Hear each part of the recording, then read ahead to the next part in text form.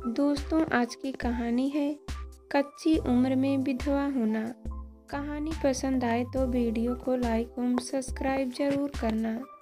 2 दिन हो गए थे, सुदेश भी आ गए थे। मधु जितनी बार अपने बेटे को दूध पिलाती, याद से गुड़िया को भी पिला देती। तीसरे दिन डॉक्टर ने चेकअप किया। मधु की अस्पताल से छुट्टी हो चुकी थी। मेरे हाथों में मेहंदी लगी देख सुदेश ने सवाल उछाल दिया, यह मेहंदी किस खुशी में लगाई हो? कोई शादी ब्याह, तीज त्योहार या व्रत उपवास है क्या? जवाब में मैंने भी प्रश्न ही उछाल दिया। आपको मालूम है मधु की शादी तय हो गई है। कौन मधु?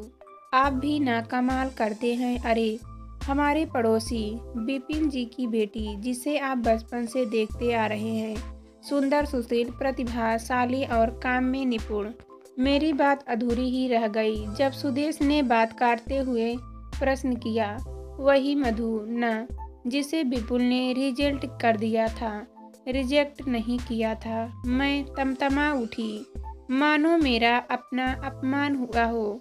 उसे सौम्या पसंद थी, उससे प्यार करता था। वाह, खैर वे सब पुरानी बातें हो गई। मुझे तो खुशी है मधु को भी अच्छा घर बार मिल गया, शादी अच्छे से संपन्न हो जाए। बेगान शादी में अब्दुल्ला दीवाना, तुम्हें हमेशा दूसरों के सुख चैन की पड़ी रहती है। कहते हुए उन्होंने फाइलों में मुंह छिपा लिया। मैं सोच में डूब गई। शायद बेटा विपुल और ये ठीक ही कहते हैं ना, जाने क्यों मुझसे किसी का बुरा सोच ही नहीं जाता, चाहे वह आत्मीय हो या अजनबी। हमेशा हर एक के लिए दुआ ही निकलती है। सुदेश तो कई बार समझाने भी लग जाते हैं कि तुम्हें थोड़ा व्यवहारिक होना चाहिए।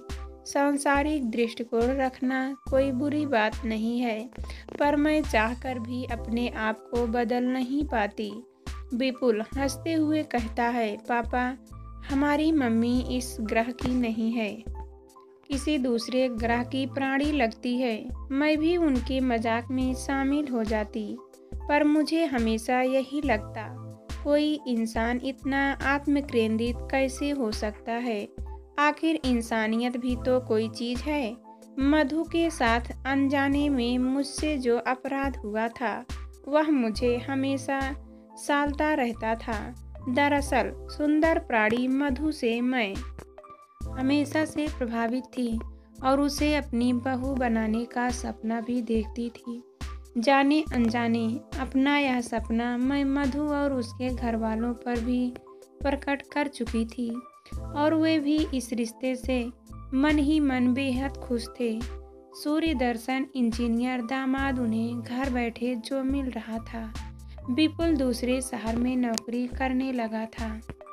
इस बार जब वह छुट्टी लेकर आया तो मैंने अपना मातब्य उस पर प्रकट कर दिया। हालांकि पहले भी मैं उसे मधु को लेकर छेड़ती रहती थी, लेकिन इस बार जब उसने मुझे गंभीर और शादी की तिथि निश्चित करने के लिए जोर डालते हुए देखा तो वह भी गंभीर हो उठा। मम्मी, मैं अपनी सहकर्मी सौम्या से प्यार करता हूँ और उसी से शादी करूँगा। मुझे झटका सा लगा था, पर बेटे प्लीज़ मम्मी, शादी मेरा निहायत व्यक्तिगत मामला है। मैं इसमें आपकी पसंद को अपनी पसंद नहीं मान सकता। मुझे उसके साथ पूरी जिंदगी गुजारनी है।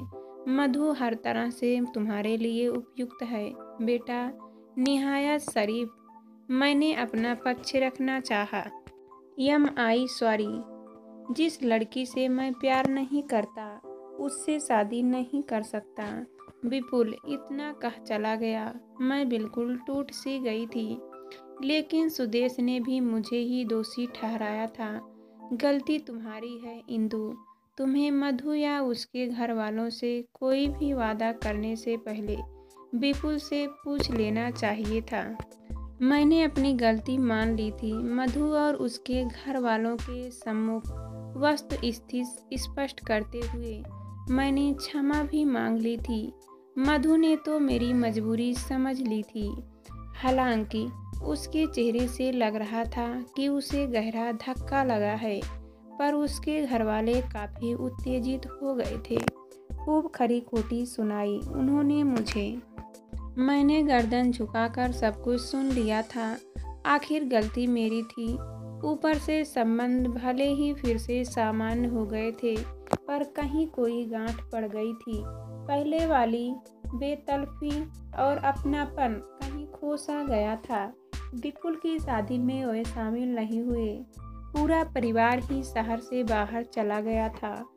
इरादन तन या संयोगवश मैं आज तक नहीं जान पाई। स्वभाव बस मैंने हमेशा की तरह यही कामना की थी कि मधु को भी जल्दी ही अच्छा घर भर मिल जाए। और एक दिन मधु की माँ खुशी खुशी शादी का कार्ड पकड़ा गई थी। मैंने उन्हें गले से लगा लिया था। सच कहूँ बहन, आपसे भी ज़्यादा आज मैं खुश हूँ, और इसी खुशी में मैंने अपने हाथों में मेहंदी रचा ली थी। बेगानी शादी में अब्दुल्ला दीवाना जैसा पति का व्यंग भी मेरी खुशी को कम नहीं कर सका था। बहुत उत्साह से मैंने शादी की सभी रस्मों में भाग लिया और फिर भारी मन से बेटी की तरह मधु को विदा किया। मधु की शादी के बाद विपुल और सौम्या घर आए तो मैं मधु की विदाई का गम भूल उनके सत्कार में लग गई। सौम्या भी बहुत अच्छी लड़की थी। मुझे उस पर भी बेटी या स्नेह उमड़ आता था। बाप बेटे हमेशा की तरह मुझ पर हंसते थे। मम्मी को सब में अच्छाइयाँ ही नजर आती है, परायों से भी रिश्ता जोड़ लेती है। फिर तुम तो उनकी इकलौती बहू हो, तुम पर तो जितना प्यार उमड़े कम है। सच, उनके साथ पूरा सप्ताह कैसे गुजर गया पता ही नहीं चला। उनके जाने के बाद एक दिन बाजार में मुझे मधु मिल गई। उसे देखते ही मेरा चेहरा एकदम खिल उठा, लेकिन गौर से उसे देखा तो जी धक से रह गया। सूनी मांग, सूनी कलाइयाँ, सूना माथा और भावना शून्य चेहरा। मुझे चक्कर सा आने लगा। पास के खंभे को पकड़ अपने को संभाला। कब आई तुम, और यह क्या है? वह फपक उठी। देर तक फूट फूट कर रोती रही। सब खत्म हो गया आंटी, एक दुर्घटना में वे चल बसे। ससुराल वालों ने अशुभ कर कहा, दुर्व्यवहार आरंभ कर दिया। मैं यहाँ आ गई। 2-4 दिन तो सबने हाथों हाथ लिया, पर अब भाभी भैया अवहेलना करने लगे। आखिर हूँ मैं बोझ ही। माँ सब कुछ देखती समझती है, पर कर कुछ नहीं पाती। जीवन बोझ लगने लगा है, मरने का मन करता है। पागल हो गई हो? ऐसा कभी सोचना भी मत। चलो मेरे साथ घर चलो। उसका मुंह खुला कर मैंने उसे चाय पिलाई। जब उसका मूड कुछ ठीक हो गया तो मैंने बात आगे बढ़ाई। तुम तो काफ़ी पढ़ी लिखी हो, पति की जगह नौकरी पर क्यों नहीं लग जाती? सोचा था, पता चला उस जगह देवर लगने का प्रयास कर रहे थे। लेकिन पहला हक तुम्हारा है। यदि तुम आत्मसम्मान की जिंदगी जीना चाहती हो तो तुम्हें अपने हक के लिए लड़ना होगा।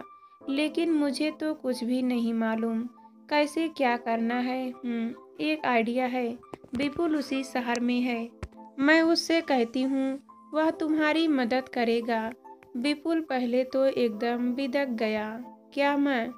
आप हर किसी के फटे में टांग डालती रहती हो। पर जवाब में मेरी ओर से कोई जवाब सुनाई नहीं दी तो तुरंत मेरी मनोस्थिति ताड़ गया। ठीक है मम्मी, मैं प्रयास करता हूँ। विपुल के प्रयास रंग लाए और मधु को नौकरी मिल गई। वह बेहद खुश थी। उसकी मुस्कान देखकर मुझे लगा कि मेरी गलती का आशिक पश्चात हो गया है। उसके जाने के बाद एक दिन उसकी माँ मिल गई।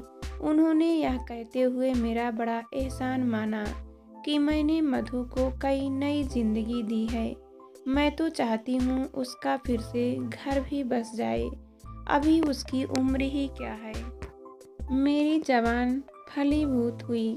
मधु की माँ ने ही एक दिन बताया कि मधु ने अपने एक सहकर्मी से आर्य समाज में शादी कर ली है। उसके भाई भाभी ऊपर से तो शेष जता रहे हैं, लेकिन मन ही मन खुश हैं कि चलो बला टली, यह दुनिया ऐसी ही है। बहन, आपके बेटे बहू कोई अपवाद नहीं है, लेकिन आप तो अपवाद हैं। अपनों की तो हर कोई सोचता है, लेकिन आप तो परायों के लिए भी अपना पराया कुछ नहीं होता। रिश्ते तो मन के होते हैं, जिससे मन जुड़ जाए वही अपना लगने लगता है। मधु को मैंने हमेशा अपनी बेटी की तरह चाहा है। उसके लिए कुछ करने से मुझे कभी रोकना मत। वैसे प्यार तो मुझे सौम्या से भी बहुत हो गया था। सच कहूँ, मुझे हर वक्त उसकी चिंता लगी रहती थी।